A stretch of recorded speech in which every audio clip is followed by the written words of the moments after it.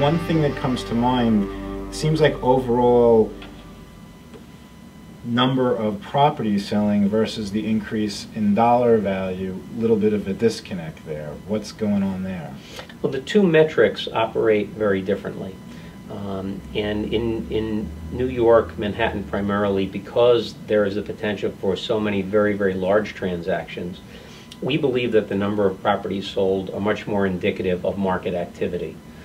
Because, for instance, in 2010, there was about $10.5 billion of sale transaction volume in the city. Well, one transaction, Google's acquisition of 111 8th, represented 14% of the market. Which was a huge $1 ticket item. Right. And last year, there weren't a lot of those. In fact, there was no building sale in New York City that exceeded $800 million last year. So we didn't have the billion-dollar transactions, and that was mainly caused by some sluggishness in the fundamentals of the large trophy office buildings and the leasing market.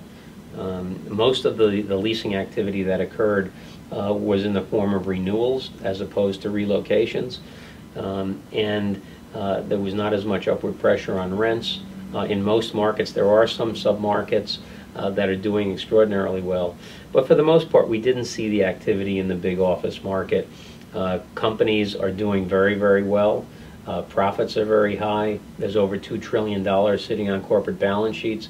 But because of all the uncertainty that is still baked into the system, with a very sluggish economy, uncertainty as to what Dodd-Frank really is going to do to the marketplace, what the national health care law is going to do to the economics of companies, there has not been enough traction in the broader economy to have decision makers at these companies commit to long-term space and things like that. So we're hoping that those fundamentals improve.